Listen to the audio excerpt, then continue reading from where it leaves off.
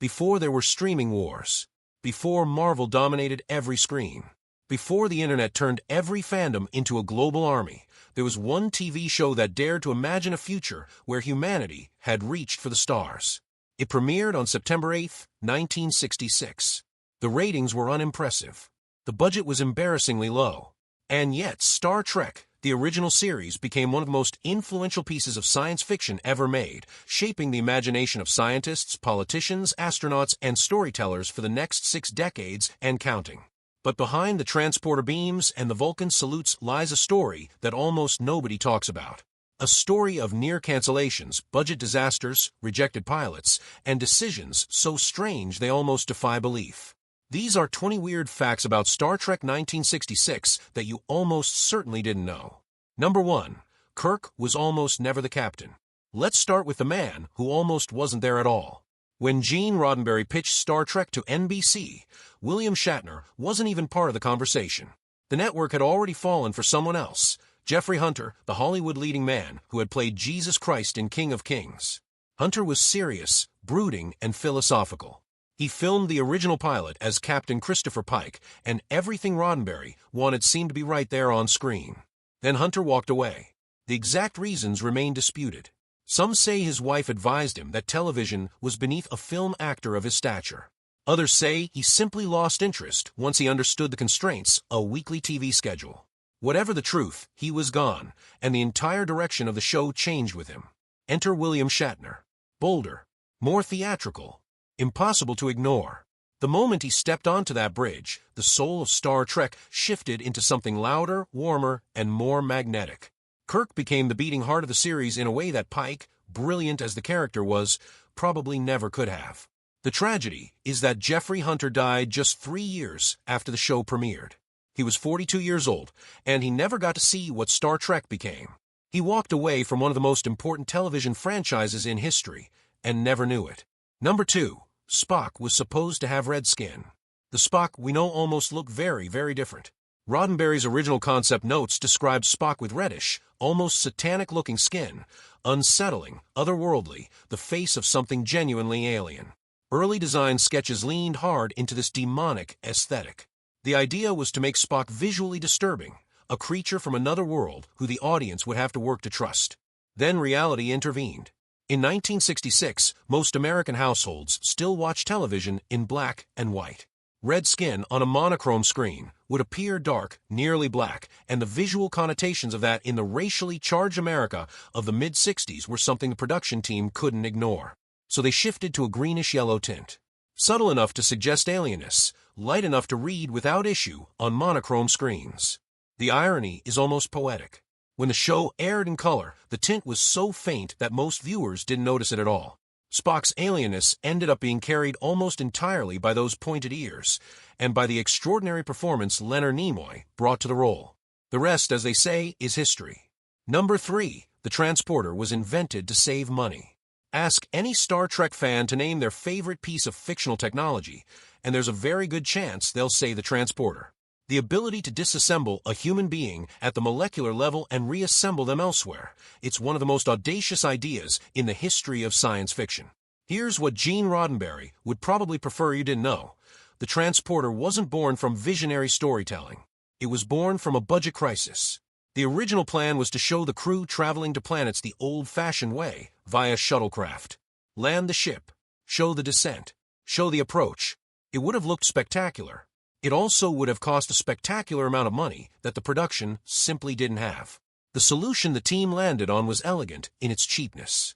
Film sparkling dust dropped in front of a dark background, then reversed the footage. The result was the transporter, a special effect that cost a fraction of what filming a shuttle landing would have required. What began as a cost-cutting measure became one of the defining icons of an entire franchise. Today, physicists debate whether teleportation could theoretically be achieved. Scientists at universities run experiments inspired by the concept of quantum teleportation. All of it traces back to a production team that couldn't afford to build a prop shuttle. Number 4. NBC rejected the original pilot as too cerebral. Most television shows get one chance with a network. Star Trek got something almost unheard of, a second chance, but only after being told the first pilot was fundamentally wrong. The original pilot, The Cage, was submitted to NBC in 1965. The network's verdict was brutal. Too cerebral. Too slow. Not enough action. And the female first officer, played by Majel Barrett, was apparently more than the executives of the era were willing to accept on primetime television. NBC rejected it outright. But then, almost unprecedentedly, they commissioned a second pilot. Roddenberry went back to the drawing board. Out went the thoughtful, quiet tone. Out went number one. In came Kirk, Spock, and a livelier, action-forward energy designed to survive a network television landscape. But Roddenberry didn't waste The Cage. He repackaged its footage into a two-part episode called The Menagerie, and that episode won a Hugo Award. The most rejected pilot in television history became award-winning science fiction. Not bad for material a major network had thrown in the bin. Number 5. Nichelle Nichols was convinced to stay by Martin Luther King Jr. In 1960s American television, Nichelle Nichols was doing something radical simply by showing up to work. As Lieutenant Uhura, she was one of the first black women in a major, non-subservient role on mainstream American television. She had authority. She was essential to the ship. She gave orders and she was obeyed. After the first season, she was ready to quit. Broadway was calling, and she submitted her resignation to Roddenberry. Then she attended an NAACP fundraising event, and Dr. Martin Luther King Jr. asked to meet her. King told her that Uhura was a symbol. That for the first time, young black children could see someone who looked like them as a professional, an officer, a person of dignity, at the very highest levels of human achievement. Not a servant, not a supporting character, but a peer of the people leading humanity into the stars.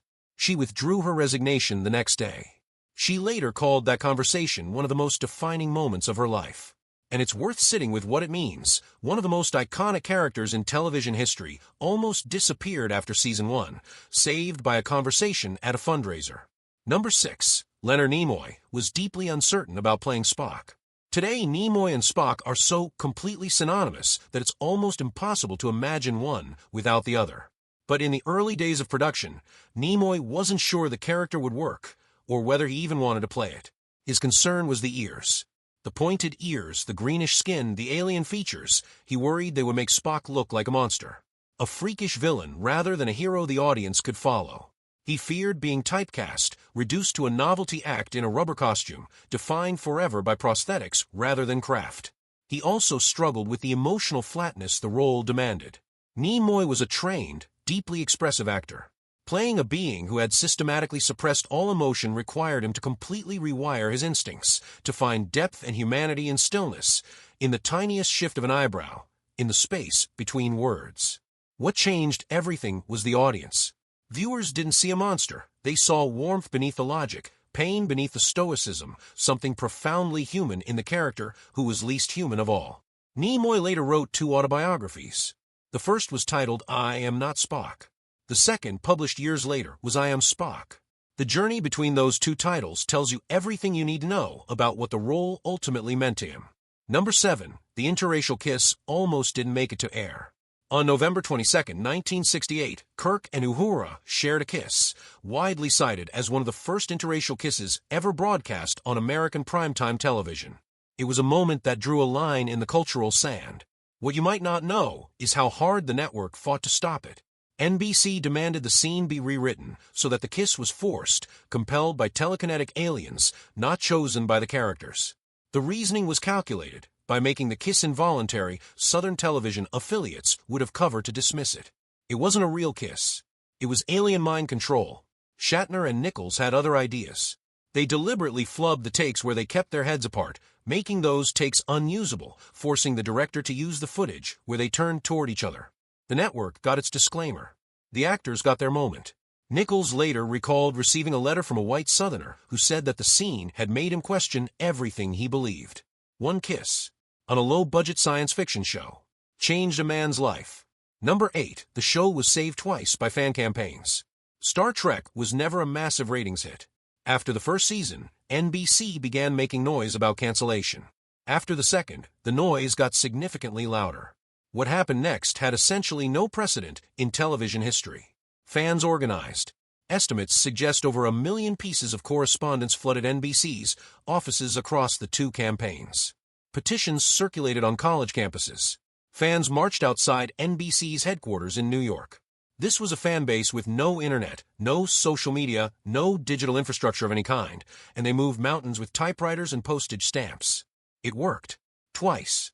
NBC renewed the show for a third season and made a public announcement at a convention, one of the first times in television history that audience pressure had visibly reversed a network's cancellation decision. The third season was the weakest of the run, underfunded, buried in a late-night Friday time slot that practically guaranteed low ratings. The show was finally canceled in 1969, but that third season gave it the episode count needed to enter syndication. And syndication is where Star Trek became a phenomenon. The fans didn't just save the show. They inadvertently saved the entire franchise. Number 9. The Enterprise model was never finished on the underside. The USS Enterprise. NCC 1701. One of the most recognized spacecraft in the history of fiction. The original 11-foot filming model was a marvel of craftsmanship, but only on the sides that ever faced a camera. The visible hull, the nacelles, the saucer section were carefully detailed and painted. The underside was left largely unfinished, bare, rough, unpainted in sections, because every shot was composed from above or from the side, and there was neither budget nor reason to finish surfaces the audience would never see. That model now sits in the Smithsonian's National Air and Space Museum. If you ever managed to look underneath it, you'd be staring at the unfinished undercarriage of one of the most iconic vehicles in storytelling history. Number 10. Beam Me Up, Scotty, was never actually said. This one is almost painful because it feels like it simply has to be wrong. Beam me up, Scotty, is one of the most quoted phrases in popular culture. It's appeared on t-shirts, bumper stickers, greeting cards, and political speeches for 50 years. It was even spoken by astronauts aboard the International Space Station when James Doohan, the actor who played Scotty, passed away in 2005. And yet, the exact phrase "beam me up, Scotty" does not appear anywhere in the original series. Not once. What Kirk actually says across various episodes includes "beam us up, Scotty," "Scotty, beam me up," and simply "Enterprise, beam me up." Close variations endlessly. But the precise combination of words that became the cultural touchstone was never spoken. This isn't unusual. Play it again. Sam was never said in Casablanca. Elementary, "My dear Watson," never appeared in Conan Doyle's original stories, and Darth Vader actually says, "No, I am your father," not "Luke, I am your father." But the Star Trek case is particularly striking because the misquote became more famous than any actual line from the show. Language takes on a life of its own. Sometimes the story we tell about something matters more than the thing itself. Number 11. Most alien costumes were recycled from other shows. Star Trek was set in a universe teeming with civilizations from across the galaxy. Week after week, the crew encountered beings with exotic fashions, unusual armor, and bizarre ceremonial dress. The wardrobe department must have been extraordinarily creative. They were. But they were also extraordinarily resourceful, because much of what appeared on screen as alien clothing was actually human clothing borrowed, repurposed, or outright raided from a studio's existing costume archives. Hollywood studios in the 1960s maintained enormous wardrobe warehouses, the accumulated clothing of decades of film and television. Star Trek's costume team worked those archives constantly.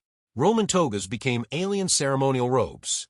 Western saloon costumes became the attire of distant civilizations. Old science fiction B-movie suits got new paint jobs and alien insignia. Eagle-eyed viewers occasionally spotted familiar pieces, a costume from a biblical epic showing up on a distant alien world, a medieval knight's outfit repainted into something interstellar. The costume team's gift was transformation, taking the mundane and making it feel strange, at least for the few seconds that television required. Number 12. The phasers were repurposed toy ray guns. The phaser, the standard-issue sidearm of Starfleet, capable of stun, heat, or full disintegration. It became one of the most iconic prop weapons in science fiction history. It was also, in its origins, essentially a toy. The prop department's starting point was a collection of plastic ray gun props already sitting in the studio's inventory, novelty items and low-budget props from previous productions. The design team modified them with new paint, new components, and new details grafted on to make them look more sophisticated. The result had a slightly toy-like quality that fans noticed even at the time. Cheap under close inspection, proportions slightly off for a serious weapon. But on camera, with the right lighting and the right sound effect, they looked like the future. The irony is that the phaser went on to inspire actual weapons research. The U.S. military has spent millions of dollars on directed energy weapons, laser-based systems that are direct conceptual descendants of what Star Trek imagined. A repainted plastic toy became the blueprint for a real weapons program. Number 13. The Tribbles were an electrical hazard. No episode better captures Star Trek's playful, creative spirit than The Trouble with Tribbles, the 1967 episode in which the Enterprise is overrun by small, purring, rapidly reproducing fuzzy creatures. It's funny, clever, and endlessly rewatchable. What the episode doesn't show is that the Tribbles were a minor catastrophe behind the scenes. The props were simple constructions, synthetic fur stretched over foam spheres, with small motors inside some of them to simulate purring vibration. Under the hot studio lighting of a 1960s television set, however, they became something else entirely: static electricity generators. The synthetic fur built up enormous charges under the heat. Tribbles stuck to actors' costumes, clung to set furniture, attached themselves to camera equipment. Crew members kept receiving small shocks. The more the Tribbles were handled, and the episode required handling hundreds of them, the worse the problem became.